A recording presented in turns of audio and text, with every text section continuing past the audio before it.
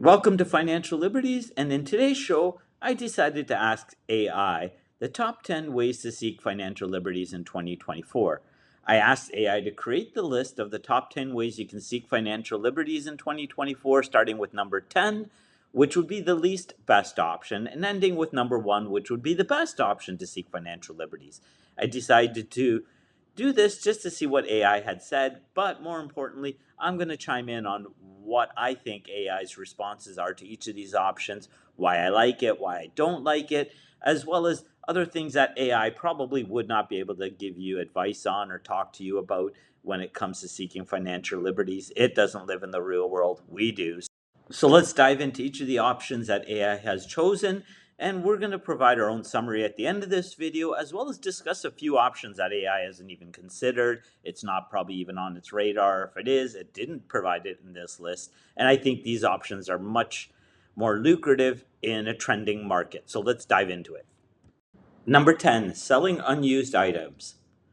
AI decided to declutter your home and generate extra income by selling items you're no longer using on platforms such as eBay, Craigslist, and Facebook Marketplace is a good option.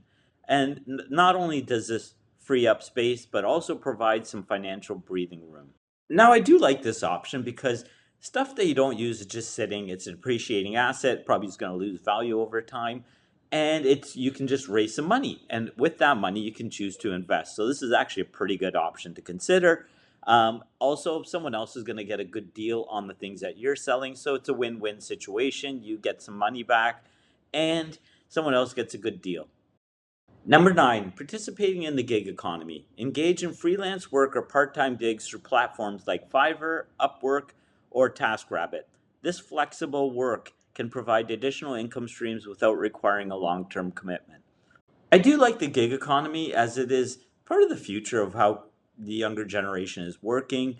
They could be working full-time, but doing gigs on the side, such as social media work, video development work, SEO. These are just things on the side, even in part-time work, construction, that sort of thing. You've got a gig economy, and it's just not full-time work. It's good for the employer. Sometimes they don't need full-time work, but you want some side income. This is a good way to do it.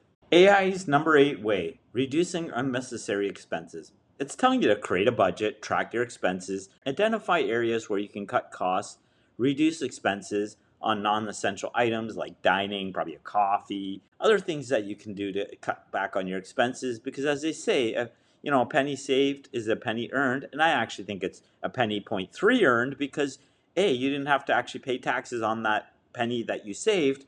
Whereas if you had to go earn a penny, then you would have to pay tax on it. So you would need to earn 1.3 pennies to save 1 penny at the end of paying taxes. Utilizing cashback and reward programs. Take advantage of cashback apps, reward programs, and credit card points. These tools can provide financial benefits and savings on everyday purchases, adding up to substantial savings over time.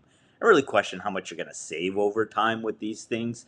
I mean, sure, it's nice that you can get some points and benefit programs, and if it's stuff you're buying regularly and spending money on, necessities, yeah, it makes sense to rack up the points and use them wisely. But again, it goes back to point number 8, which was make sure you're reducing expenses as much as possible. I think that's more important than trying to earn these points. In fact, focus your time and energy on other things that actually can make you money versus, spending money to earn points. I mean, it seems futile to me, but hey, it is what it is. What AI recommends, not what I recommend is the best option for seeking financial liberties, but it is a good option. Number 6, investing in education skills development. Invest in yourself by acquiring new skills or certifications that can lead to higher paying job opportunities or promotions. Online courses, workshops, and degree programs are valuable investments in your future earnings potential. Now, we think of financial education is actually important. There's a lot of great tools online that you can educate yourself with, YouTube, online platforms that provide educations. There's computer-based training, web-based training applications you can take, as well as just taking the actual programs in school. The problem with the school system is that the younger generation doesn't get taught anything in terms of financial literacy. Right from your teenage years to your young adults, where you're in your prime and you're starting to make some money, this is where you should actually learn skills for savings, investing, how finance works. When you start developing these skills, you end up becoming a better investor and money manager overall. And that's part of your path you're going to take to seeking financial liberties. So we highly encourage you to take courses online if you can, or even visit our own website. We do offer courses for teenagers as well as young adults. And the courses we offer are just basic courses. These are just basic skill sets that everyone should learn at a young age, especially when you're in your formative years. And that's why we focus mostly on the teenage young adult market, but we do offer courses for middle-aged and older adults as well. So visit the Financial Liberties website for more details on these courses. Number 5, exploring real estate investments. And I actually like this option. It's a hard asset and it's something you should consider. Investing in real estate, whether through rental properties, REITs, or house flipping. Real estate can provide steady income stream and potential for appreciation over time. However, the challenges with real estate is sometimes it is capital intensive. You have to have a good down payment. The younger generation may not have that kind of capital to put to work initially. And the pricing of homes in today's market, it's gotten very expensive. So is real estate investing achievable for the younger generation? Maybe not as much, but there's an opportunity to start somewhere. For the older generation, they do seem to like the real estate as an investment. Now, there are other options also to make money in real estate. If you cannot actually buy a home, you can consider doing Airbnb, property management, or even seeking out properties for other investors and participating in the upside with those properties by JVing with them. Starting a side business. Launch a side business that aligns with your interests or skills, whether it's an online store, consulting service, or content creation. A side hustle can become a significant source of additional income. And I do agree with this. I like starting my own side business. I've had them in the past and I'm starting a new one. And why I like this is versus the gig economy while you're working for someone else, your side business is your business. Once you put energy and effort into something you're passionate about, you're actually going to take pride in it, work harder, and this is something that can become a residual income for life as your own side business. You can actually get to the point where your side business makes more income than your regular job, and then it gives you the ability to actually leave your regular job when it is viable to start working full time with your side business. And now you've created your own income potential with an unlimited upside versus working for someone else that has a limit to your income potential, unless you're working in a commission sales based environment. But if you're just working a regular factory job or working at McDonald's, or and I'm not dismissing them as bad jobs, they're very valuable, but having a side business is a great way to start creating income for yourself and doing something you love. Now, for the top 3 AI tips for how to seek financial liberties. Number 3, diversifying your investment portfolio. Diversify investments across various asset classes like stocks, bonds, mutual funds, and cryptocurrencies. A well balanced portfolio can help manage risk and enhance returns, contributing to a long term financial stability. Now, I really do like diversification, and I can see why AI decided to put it in the top 3. I actually think it should be number 1, but we'll see what AI comes up with as the number 1 choice for seeking financial liberties. Why I like diversification is we live in a very uncertain time and place in this world. There's lots of questions around fiat currencies, the value of these currencies, government debts, wars, unsustainable asset prices. All of these uncertainties does come with significant risks. And in order to mitigate those risks, a diversified approach to your investment portfolio does make sense. Cryptocurrencies, gold is one thing that they don't mention. I wish it would have, but it's strange that AI doesn't really talk about gold, but they do talk about stocks, bonds, and other investments. I think tokenization of assets is going to be a big emerging trend in this new world that we're entering into with fintech. And quantum computers coming down the pipe. So these are things that you can follow as a trend investor. And when you get the trend right, you can pick the stocks that are leaders in the space and invest early in that. That's what I actually enjoy doing, is finding an emerging trend and getting invested early. But having this diversified approach to investing does make absolute sense, and I would highly suggest it, especially given the fact that we are entering a new financial paradigm, and that paradigm does consist of cryptocurrencies. So this should be considered a part of your diversification strategy. And Bitcoin now with ETFs, and a lot of talk over the last weekend at the Bitcoin 2024 conference, and certain politicians talking about how they would want to buy Bitcoin and hold it, and they won't come after it in terms of asset classes.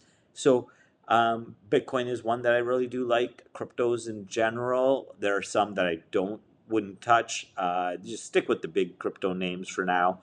But gold and precious metals is something I've focused on for 7, 8 years.